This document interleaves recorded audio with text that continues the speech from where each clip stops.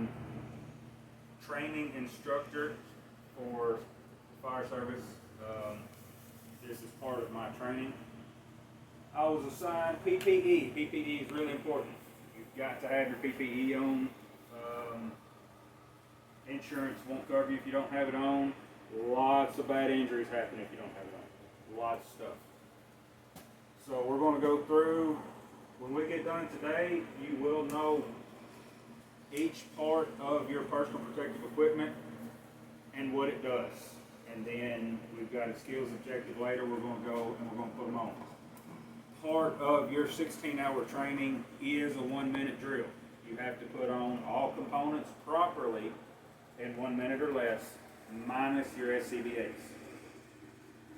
So your PPE is designed to be worn with SCBA. Everything about it is designed to be worn with the air pack. Your helmet, your hood, everything is built to go around your face mask.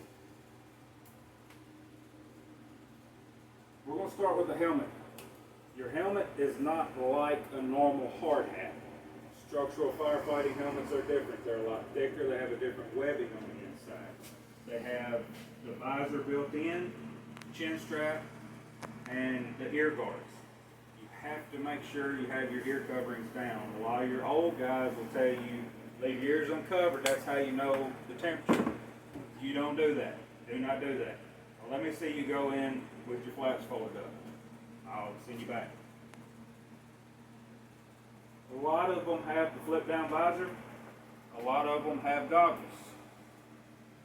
Goggles obviously offer more protection, but they're also more of a hassle. You got your gloves on, you got your goggles on. Once they're on, they stay on. Let the visor down, do what you got to do. You can flip it up out of the way.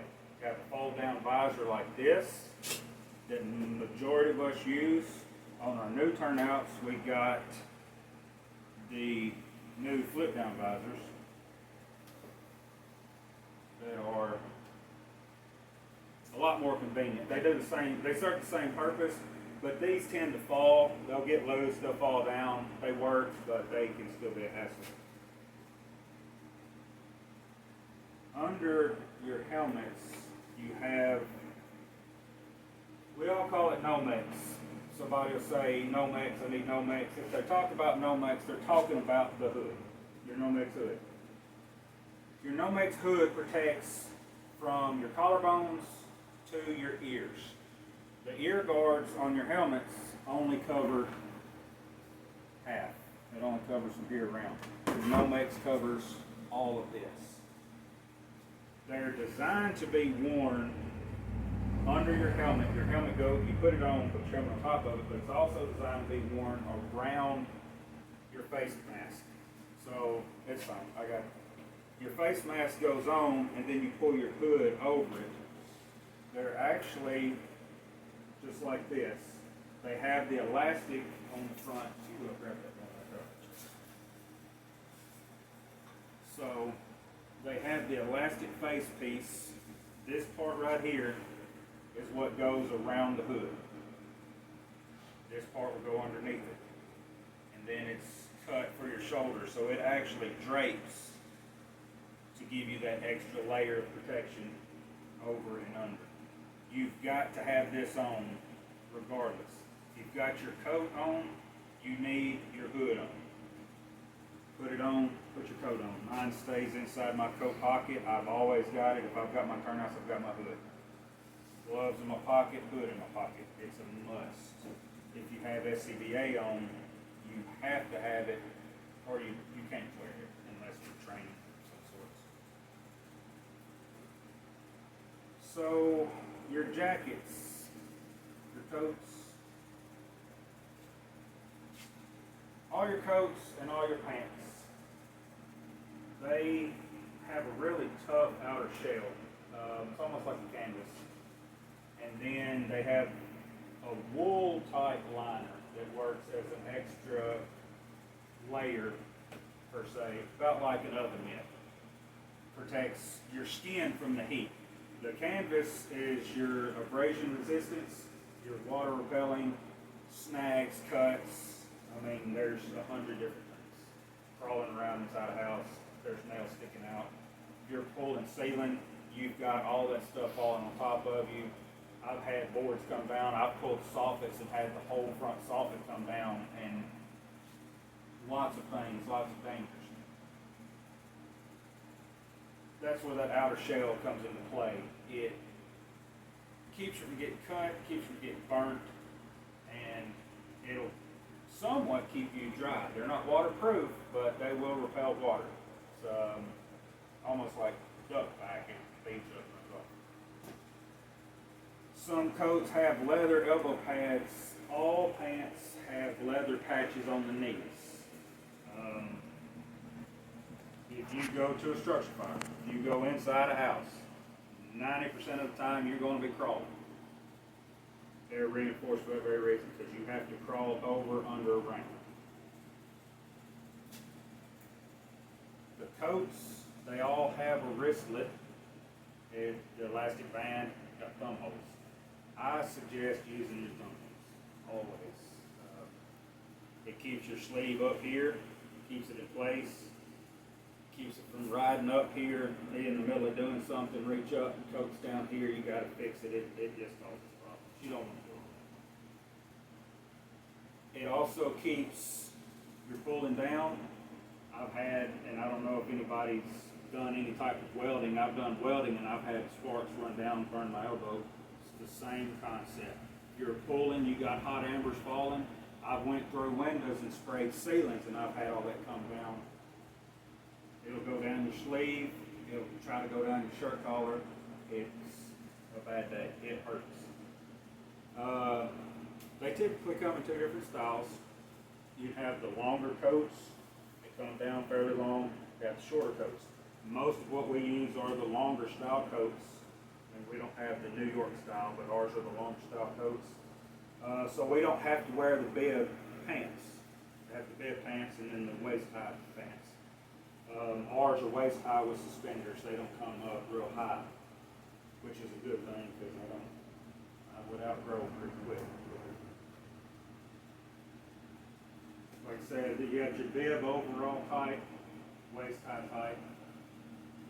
All your pants have double fasten systems. The jackets are the same way. Our jackets zip, Velcro, and then they have what we call the storm flap that comes around the neck.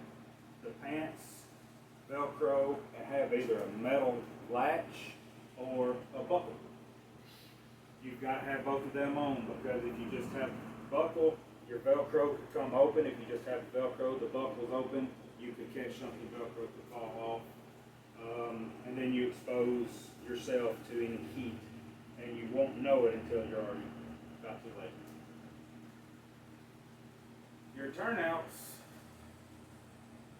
have to be, all your turnouts are fit for each individual person.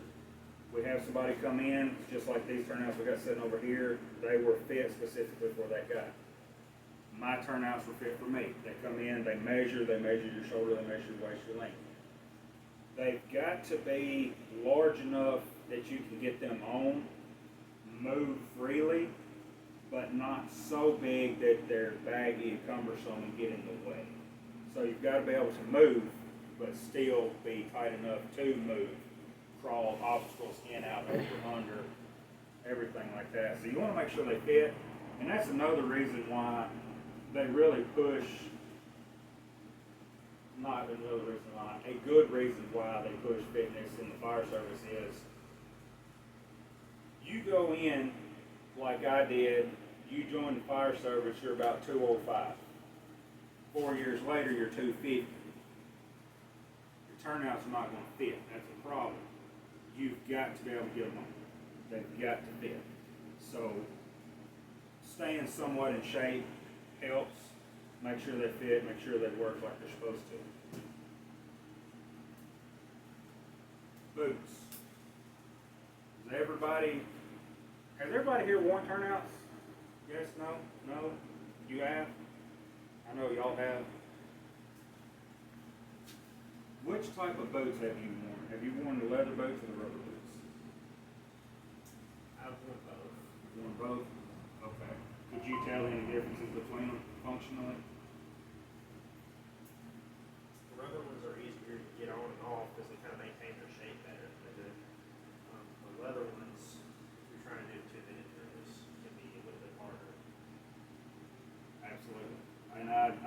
problem with mine. I saw a trick, I put Coke bottles in my boots, and they kept their shape. When I did my 2-minute drills, I looked funny because I had 2 2-liter Coke bottles laying behind me. But my boots had the shape of it. Kind of a trick. Does anybody know the difference between structure fire boots and like general rubber boots from Tractor Supply? Lots of differences. Name one. One difference. Most of your just generic ones that you can go get and stuff like that, they're not as thick, so they're not very functional. Right. Anything else? Anybody? They're not all steel toes like our car Not all boots. steel toes. So all your structure fire boots, they are steel toed, they are slip resistant, they're puncture resistant, and they're flame resistant. So they have a real thick rubber shell. They have thicker, more cleated soles, and a lot of people don't know, but structure fire boots have a steel shank that runs the full length.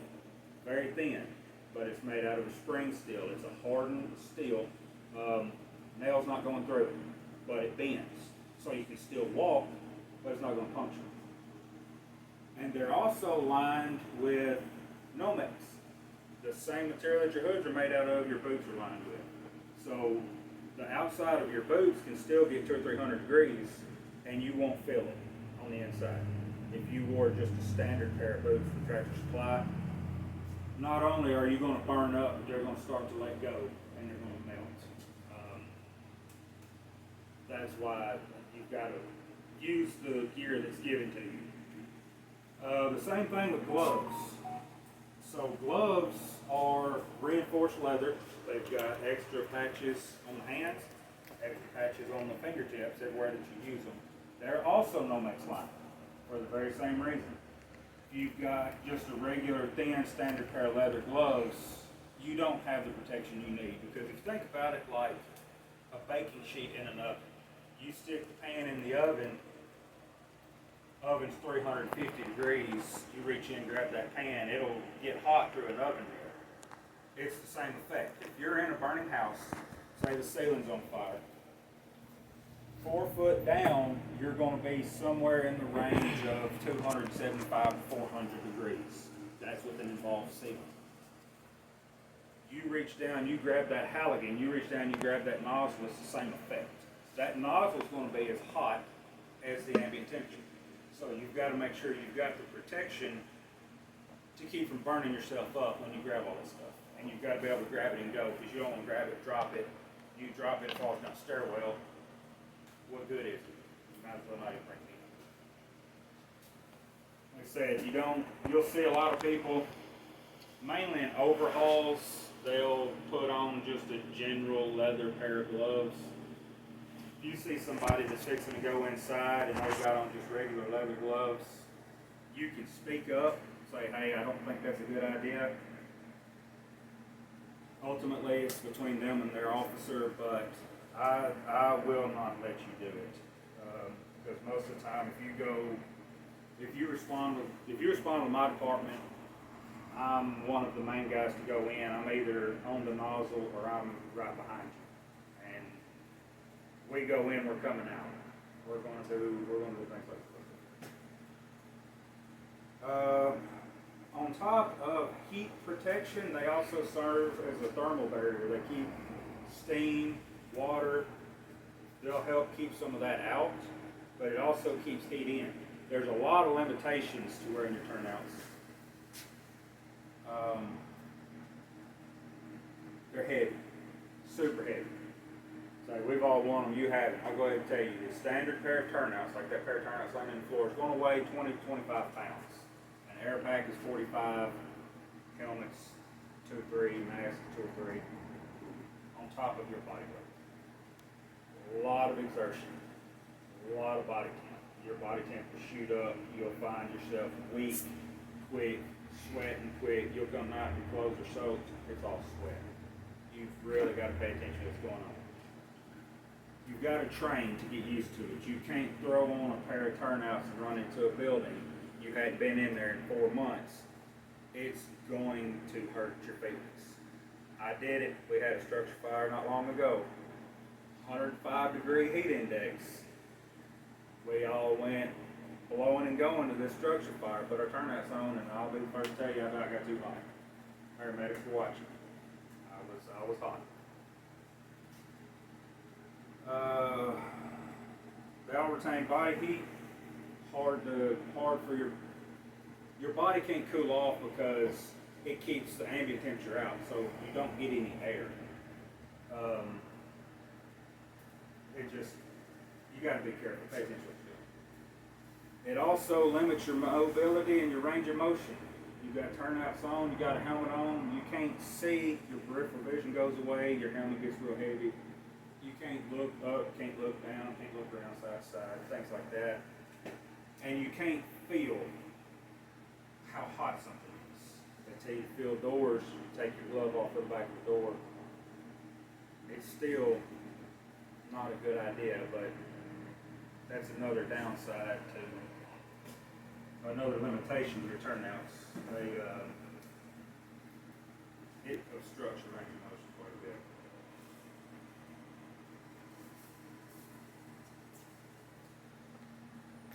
Now, in order, there's a set process, and we'll go through the process later. Everything has a set process. You have to put your pants on first. Your Nomex goes on, your coat goes on, because your coat has to cover your hood. Like I said, this goes over your shoulder. Put your helmet on, put your gloves on. They recommend that you do everything when you have your turnout gear on. Practice with your gloves. Practice with your gloves. Go on air with your gloves. Pull hose with your gloves. Pull tools with your gloves. Fasten with your gloves.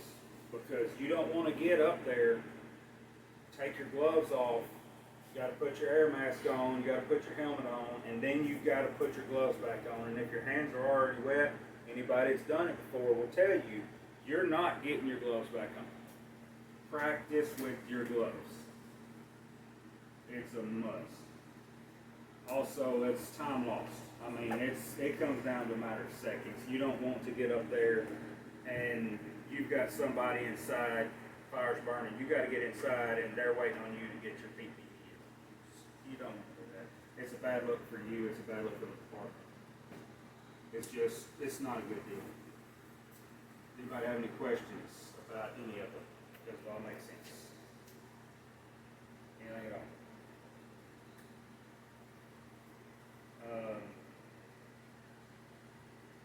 Say you've worn turnouts before. Have you done what have you done in turnouts aside from just putting them on for like drills or practice? Initially was probing in Humboldt. Okay. Not sure exactly how long.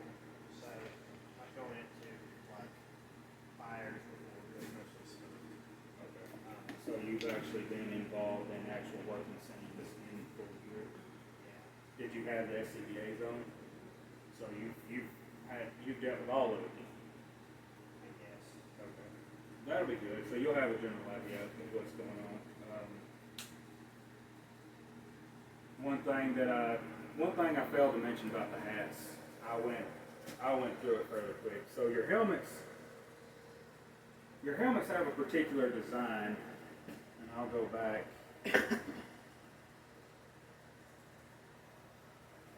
If you look, and you can see it on this one, this is actually, that's that same bullet hat they got right there. They've got the ridges, they got the high lip, and fire hats are known for the long back. Does anybody know what all that's for?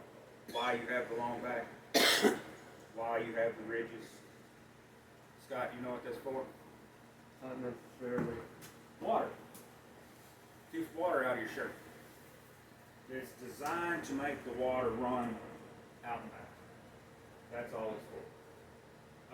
And they're all color coded. I know Alamo, we have black, red, white. We do those three colors. Captain, lieutenant, ours are red. General firefighters are black. Chief, assistant chief are white. Gadsden is black, red, and white. I don't think y'all do yellow at all. Bales does orange for probies, yellow for standard firefighters, and then I don't think they do red. I think they go straight to white. The chiefs have white. They're color coded. You get on the fire ground, everybody's got air packs on. Not all turnouts have names on them. You've got a question, you need help, you need somebody. How are you going to know who's who when you're all standing there? Look at their hat. Red, white, whatever, you know that they're an officer. You go, that's who you go to. Any questions? Alright, I've got a test. It's a small quiz, super simple. We're going to take it here in a few minutes, and then I'll go through them while we're getting ready. I've got another small, like 2-minute presentation on proper process for turnouts, and then we're going to go do our 1-minute drills. We'll put them on, we'll go through, make sure everything's set, and then we're going to time it. It's just going to give everybody a leg up. If you got to do your 16 hours required to pass. State law says if you're going to do anything on the fire ground besides roll up a hose, put it back on the truck, you've got to have at minimum 16 hours. If you're going to do any operations on the scene, you have to have your 64. That's where you put your air pack on. A lot more in depth. This is just scratching the surface. Like I said, this is just one area of the bigger picture. This is 30 minutes of 16 hours, so that's where we're at. So we'll go ahead. If anybody's got any questions, I'll take your questions. We'll go ahead and take the test. Like I said, it's on 5 questions. We'll get through it, and then when it's done, we'll go up there.